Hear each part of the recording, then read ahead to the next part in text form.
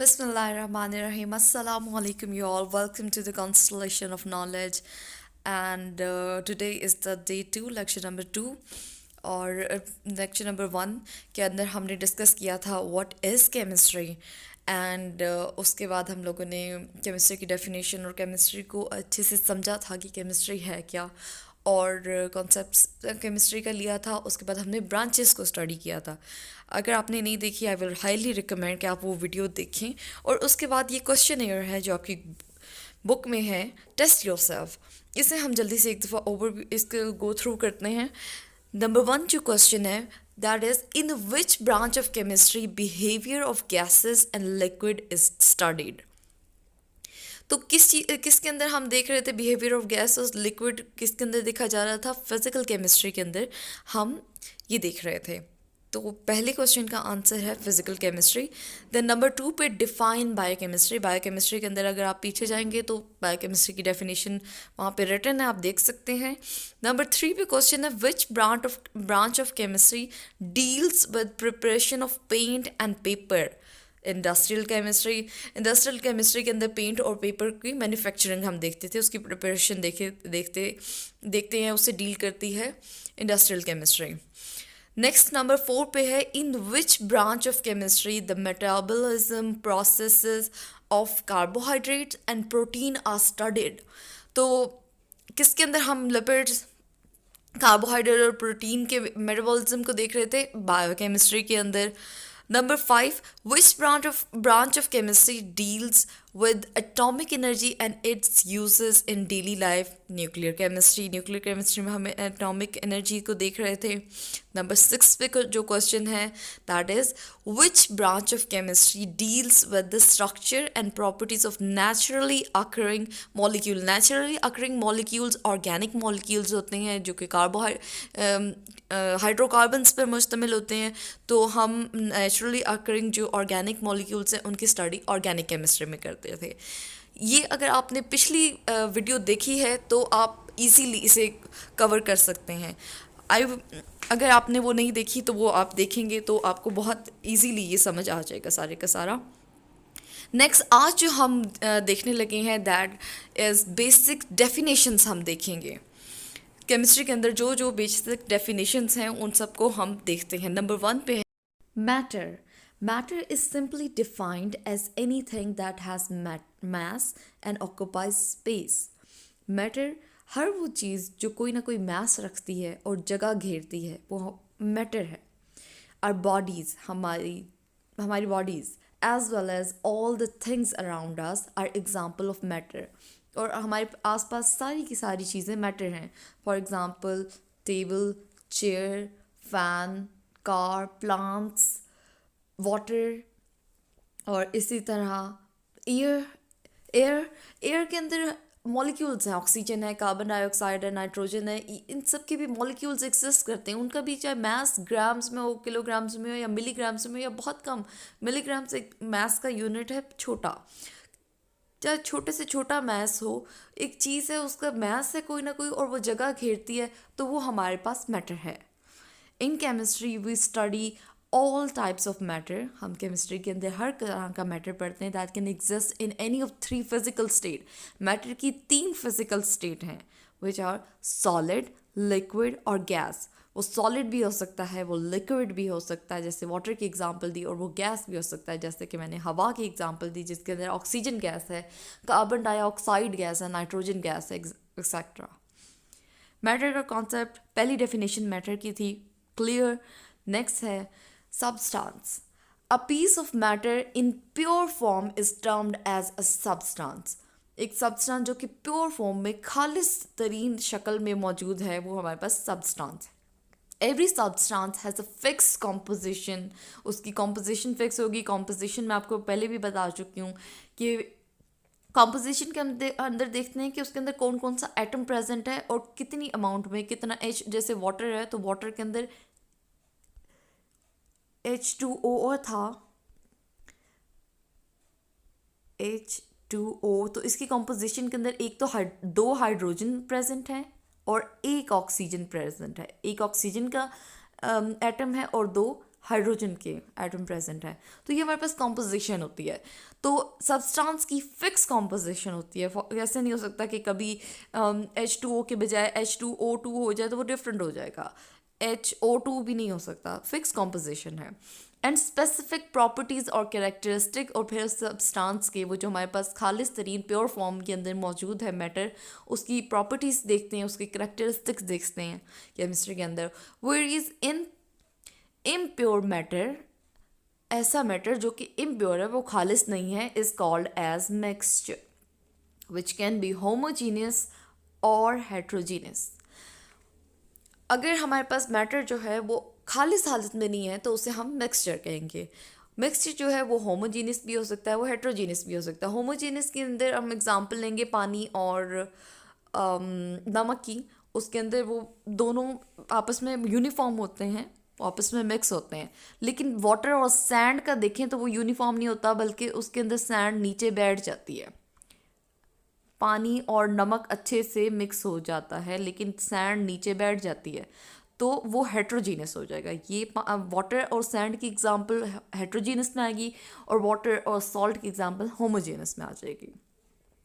तो अगर हमारे पास मैटर प्योर फॉर्म में है तो उसे हम सब्सटेंस कहेंगे, अगर वो इम्प्योर फॉर्म में है तो उसे हम मिक्सचर कहेंगे। और मिक्सचर के आगे से दो टाइप्स कह लें, होमोजीनियस और हेट्रोजीनियस। क्लियर। नेक्स्ट हम मूव करेंगे physical properties of chemical properties क्या होती हैं, इनमें डिफरेंस क्या होता है, ये हैं क्या। We know that every substance has physical as well as chemical properties. कौन कैसी होती हैं आगे हम देख लेते हैं। फिजिकल प्रॉपर्टीज़ कौन कौन सी होती हैं और केमिकल प्रॉपर्टीज़ कौन सी होती हैं।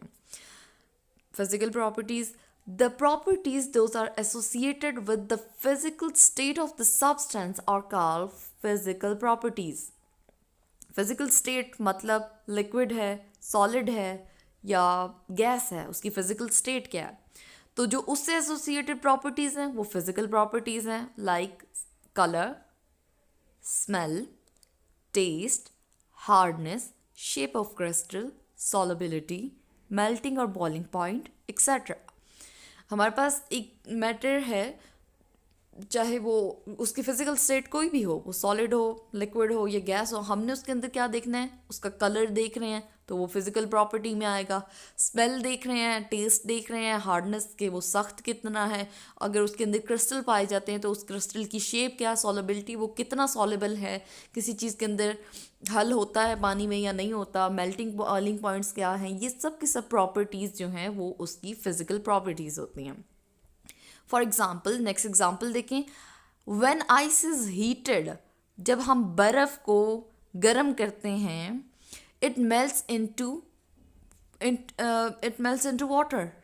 ठीक है, ये यहाँ पे भी ये H2O ही है, लेकिन इसकी फिजिकल स्टेट सिर्फ चेंज हुई है। यहाँ पे ये आइस है, यहाँ ये लिक्विड फॉर्म में वाटर हो गया, लिक्विड फॉर्म में। आई जस्ट होप ये लिक्विड फॉर्म में हमारे पास यहाँ वाटर है। तो जब आइस को हम हीट करते हैं, दैट कन्वर्ट्स इनटू वाटर, और फिर जब वाटर को फर्दर हीट किया जाता है तो वो स्टीम में चेंज होता है, वो एवापोरेट होके भाप बन जाता है। पहले बर्फ़ था, बर्फ़ से पानी बना और पानी से फिर वो स्टीम भाप बन गया। इस सब में in this entire process only the physical state of water changes, whereas its chemical composition water की क्या है, H2O, that remains the same। पानी सॉलिड है आइस की फॉर्म में तब भी वो H2O है, लिक्विड है वाटर सिंपल फॉर्म में है तब भी वो H2O है, अगर वो एवेपोरेट होके स्टीम बन चुका है फिर भी उसकी केमिकल कॉम्पोजिशन H2O ही रहेगी, राइट। तो ये सब जो हैं ये फिज़िकल चेंज की हमारे पास एग्जांपल थी। और फिज़िकल प्रॉपर्टीज़ आप मैं पहले बता चुकी हूँ कि वो ये सारी की सारी जो प्रॉपर्टीज़ हैं ये फिज़िकल प्रॉपर्टीज़ में आती हैं। Now we will move on towards the chemical properties. The chemical properties depend upon the composition of substance. When a substance undergo a chemical change, its composition changes and a new substance are formed. Okay example check करते हैं भाई, इसके अंदर composition change हो जाएगी chemical properties ने हमारे पास। अगर वो केमिकल चेंज से गुजर रहा है तो उसकी फिजिकल स्टेट नहीं चेंज होगी, बल्कि उसका जो कॉम्पोजिशन है, उसका जो फॉर्मूला है वो चेंज हो जाएगा। एग्जाम्पल से आपको क्लियर हो जाएगा। Like decomposition of water in a chemical change produce hydrogen and oxygen gas. जैसे देखें, वाटर है, जब वाटर की केमिकल डीकम्पोजिशन होती है तो वाटर चेंज हो जाता है hydrogen gas plus oxygen gas. 2H2O convert हो जाता है हाइड्रोजन गैस में। H2 में हाइड्रोजन गैस के दो मॉलिक्यूल्स बनते हैं और ऑक्सीजन गैस का एक मॉलिक्यूल बन रहा है। तो यहाँ पे जो H2O था वाटर है, वो H2 हाइड्रोजन गैस और ऑक्सीजन गैस में तब्दील हो गया। यहाँ पे जो केमिकल जो इसकी कॉम्पोजिशन थी वो चेंज हो गई है। ये वाटर जो था वो अब इन दोनों में डीकम्पोज हो चुका है, तो एक केमिकल चेंज अकर हुआ है, कंपोजिशन में फ़र्क आ गया है, राइट।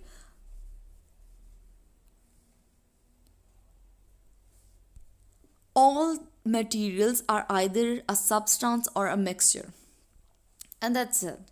आई होप कि आपको फिज़िकल प्रॉपर्टीज़ और केमिकल प्रॉपर्टीज़ में डिफरेंस समझ आ गया होगा। फिज़िकल प्रॉपर्टीज़ में उसकी फ़िज़िकल स्टेट चेंज होती है, सॉलिड, लिक्विड और गैस एक दूसरे में तब्दील हो जाते हैं, लेकिन केमिकल कॉम्पोजिशन सेम रहती है। जबकि केमिकल प्रॉपर्टीज़ के अंदर उसकी कॉम्पोजिशन चेंज हो जाती है, उसका केमिकल फार्मूला चेंज हो जाता है।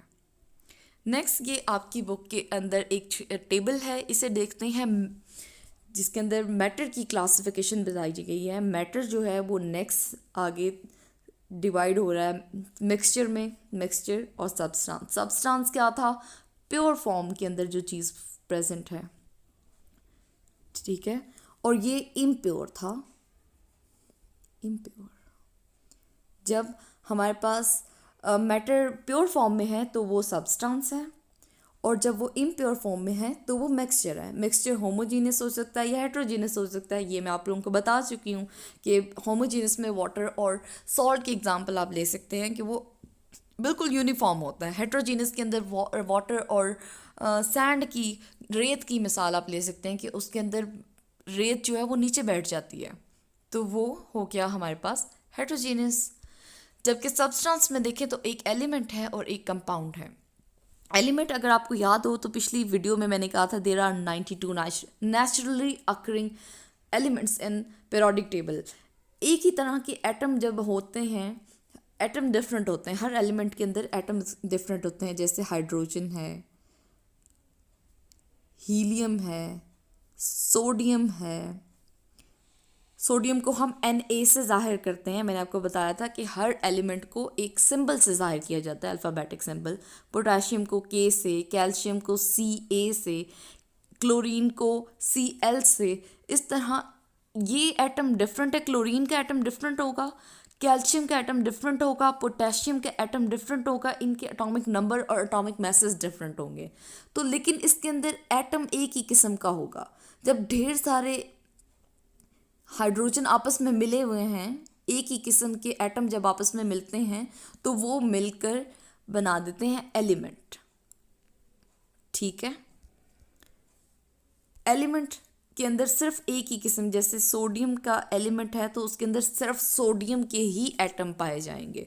और अगर एक ही तरह के एटम आपस में मिले हुए हैं, एक तरह के हैं, तो वो एलिमेंट बनेगा। लेकिन अगर दो एलिमेंट आपस में मिल जाते हैं, जैसे सॉल्ट होता है NaCl, अब ये एक दो, इसके अंदर सोडियम और क्लोरीन दो एटम मिले हैं तो ये बन जाएगा कंपाउंड। इसी तरह बिल्कुल वाटर की एग्जांपल भी कंपाउंड के अंदर आएगी। और आगे हम पढ़ेंगे इसे डिटेल में, एलिमेंट्स को भी और कंपाउंड्स में नेक्स्ट वीडियो में हम डिस्कस करेंगे, so don't worry. And yeah, that's it for today. Thank you so much for watching, everyone. Please don't forget to subscribe, like, and share. And let me know in the comments section about your opinion. Um, Thank you so much for watching. Don't forget to subscribe and press the bell icon also. Thank you. Allah Hafiz.